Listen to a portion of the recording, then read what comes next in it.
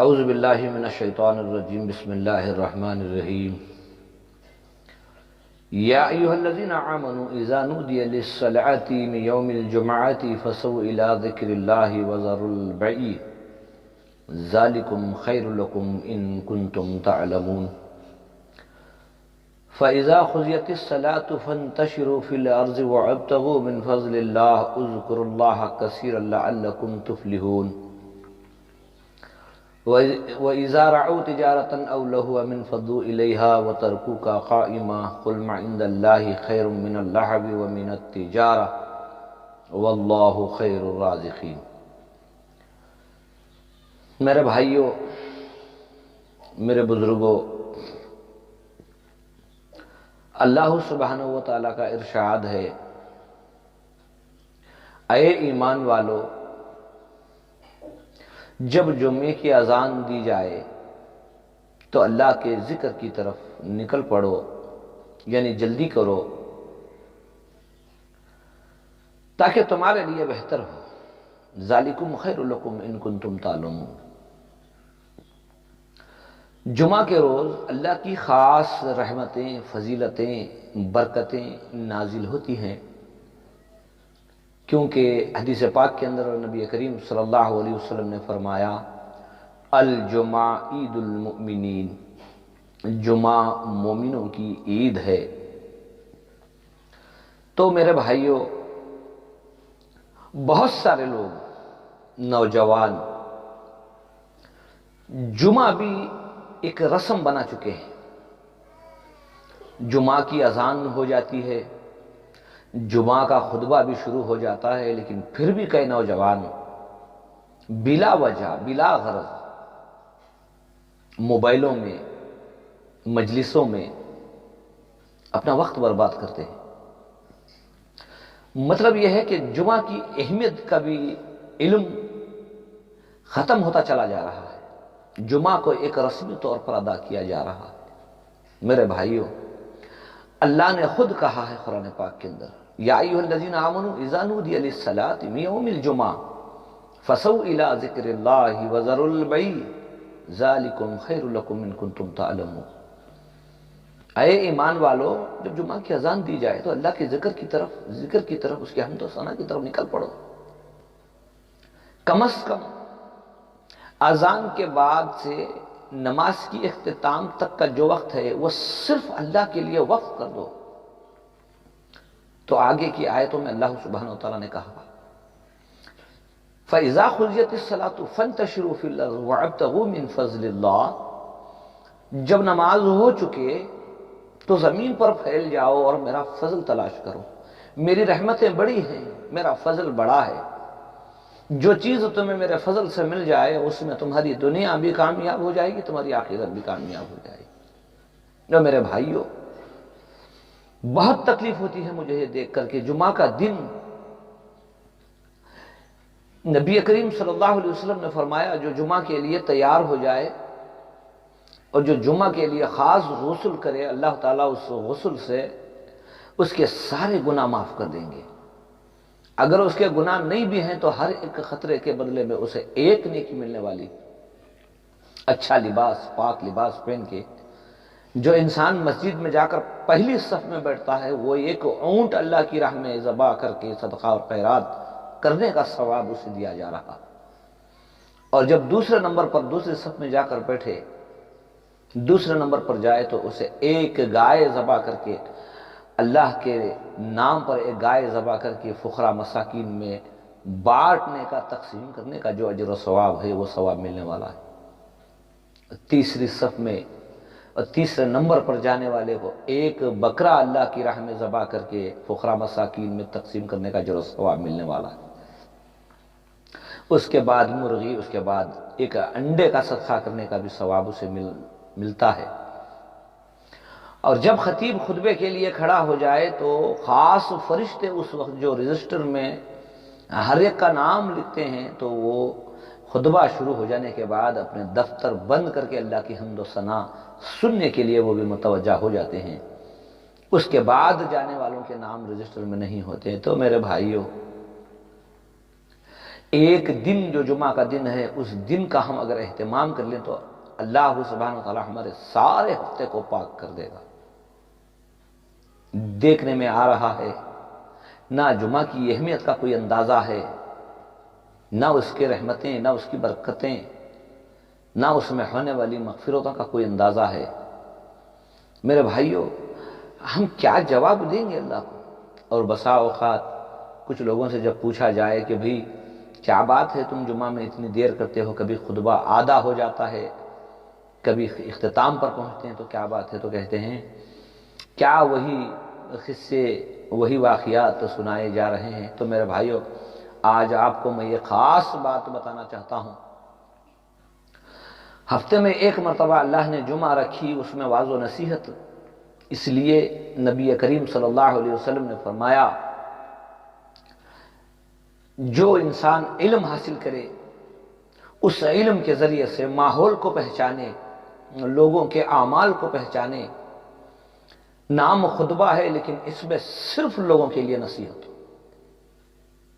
سامنے ماحول کو دیکھیں، لوگوں کو دیکھیں، علم کے ذریعے سے ان کی کمی کوتاہیوں کو دیکھ کر قرآن اور حدیث کی روشنی میں ان لوگوں پر محنت کریں، یا ان کے عقائد ہو، یا ان کے اعمال ہو، یا ان کا سلوک ہو، اگر دین کے خلاف ہے تو انہیں دین کی باتیں سنائیں، اللہ کا خوف دلائیں، آگے ملنے والی جو نعمتیں ہیں اس کا ذکر کریں۔ یعنی جمعہ ہفتے میں ایک مرتبہ جمعہ اس لیے رکھی ہے، اس میں خطبہ اس لیے رکھا ہے تاکہ آنے والے لوگوں کے لیے وہ ایک نصیحت کا ذریعہ بنے۔ میرے بھائیوں، ایک ڈاکٹر جو ہے وہ بیماروں کی بیماری کو دیکھ کر اس وقت میں جو بیماری ہے اس کا علاج کرے تو وہ ڈاکٹر ہے۔ تو میرے بھائیوں، جو لوگ جمعہ میں شریک ہوتے ہیں، جو مصلیان اکرام، اس میں کئی مسلمان اور بسا اوقات ایسے بھی لوگ ہوتے ہیں کہ ہفتے میں ایک مرتبہ نماز پڑھنے والے بھی ہوتے ہیں اور 5 وقتہ نماز پڑھنے والے بھی ہوتے ہیں۔ میرے بھائیوں، جن لوگوں کے لیے قرآن اور حدیث کی روشنی میں جو سبق، جو نصیحت کرنا چاہیے، آج وہ نصیحت تو رہ گئی لیکن اس میں کی روح نکل گئی۔ واقعات، قصے، صرف اسی میں ہمارا وقت جا رہا ہے۔ سامنے والوں کے لیے نصیحت کریں۔ اللہ سبحانہ و تعالیٰ فرماتا ہے کما ارسلنا فیکم رسول منکم یتلو علیکم آیاتنا ویزکیہم ویعلمہم الکتاب والحکمت ویعلمکم ما لم تکونوا تعلمون۔ تمہیں میں سے ہم نے ایک رسول بھیجا جس پر ہماری آیتیں نازل ہوتی ہیں اور وہ تمہیں پاک کرتے ہیں علم و حکمت کے ذریعے، قرآن کی آیتوں کے ذریعے، علم کے ذریعے، حکمت کے ذریعے وہ تمہیں پاک کرتے ہیں، جبکہ تمہیں اس معاملے میں کچھ بھی خبر نہیں تھی، کچھ بھی معلومات نہیں تھی۔ میرے بھائیوں، علم جنہیں ملا ہے، اللہ نے جنہیں اقتدار دیا ہے، جنہیں وہ موقع دیا ہے، اس کا پورا فائدہ اٹھائیے، ورنہ کل قیامت کے روز اللہ سبحانہ و تعالیٰ جب کھڑا کرے گا، ہم نے تمہیں اتنا علم دیا تھا، اتنی معلومات دی تھی، اس کے ذریعے سے تم نے کیا کیا؟ ہر مسجد میں محنت کرنے والے، ہر مسجد میں نماز پڑھانے والے، یا خطیب ہو یا کوئی بھی ہو، ذرا غور کر کے تو دیکھیں کہ میرے یہاں خطبات سے، میرے یہاں ہونے سے کتنے لوگوں کی نمازیں درست ہو رہی ہیں، کتنے لوگوں کے عقائد درست ہو رہے ہیں۔ اللہ کے علم کے ذریعے سے یہاں کیا خیر پھیل رہا ہے، کیا لوگوں میں اچھائی آ رہی ہے، کیا لوگوں کے اندر جو برائی ہے یا جو کچھ بھی ہے وہ ختم ہو رہی ہے۔ اگر یہ ہو رہا ہے تو انشاءاللہ آپ کی محنت کامیاب ہے۔ اگر کچھ بھی نہیں ہو رہا ہے، صرف ایک رسم بن کے رہ گئی ہے جمعہ، تو میرے بھائیوں، اس میں کوئی شک نہیں ہے کہ اللہ سبحانہ و تعالیٰ کل قیامت کے روز میں کھڑا کرے گا۔ میرے بھائیوں، کپڑا جب میلا ہوتا ہے تو اس کے لیے صابن کا اور پانی کا ہونا ضروری ہے۔ صابن بھی اور پانی بھی، دونوں چیزیں اگر موجود ہوں تو اس پر محنت ہوتی ہے۔ اگر وہ صابن حقیقت میں صحیح صابن ہے، اگر وہ صابن ہے تو اسے پانی میں ملا کر کپڑے پر رگڑا جائے گا تو اس کا میل کچیل اگر دور ہو جائے گا تو سمجھ لو کہ وہ صابن صحیح، اس کے اندر جو میٹیریل ہے، اس کے اندر جو میل کو نکالنے کی صفت اگر اس کے اندر ہے تو انشاءاللہ وہ کپڑا پاک ہو جائے گا۔ آپ رگڑتے ہی رہیں لیکن وہ کپڑا پاک نہ ہو، بشرطے کہ صابن بھی ہو اور پانی بھی ہو۔ اگر کپڑا پاک نہ ہو تو میرے بھائیو آپ اندازہ لگا سکتے ہیں یا تو یہ صابن ویسا نہیں ہے یا تو پانی کچھ میلا کچیلا ہے، اس لیے اس کپڑے کو پاکی نہیں مل رہی۔ میرے بھائیو، کب تک ہم جئیں گے؟ کیا کر رہے ہیں ہم؟ کہاں جانا ہے ہمیں؟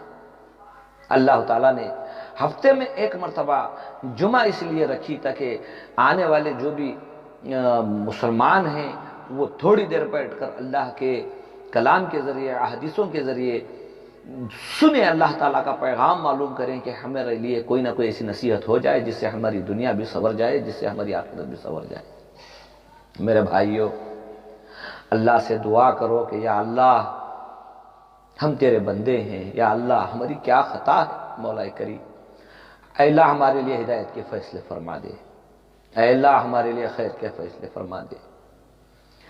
یا اللہ تیرے حبیب کی امت آج بہت پریشان ہے، بہت پریشان ہے، کیوں پریشان ہے یہ بھی معلوم نہیں ہے۔ یا اللہ صحیح رہبروں کے ذریعے ہماری رہبری فرما دے۔ تو نے تیرے حبیب سے کہا تھا، جب حبیب پاک صلی اللہ علیہ وسلم کے آخری لمحات تھے، آپ نے پوچھا تھا، حضرت جبرائیل سے کہا تھا کہ جاؤ جبرائیل پوچھو میرے رب سے میرے اس دنیا سے جانے کے بعد میری امت کا کیا ہوگا۔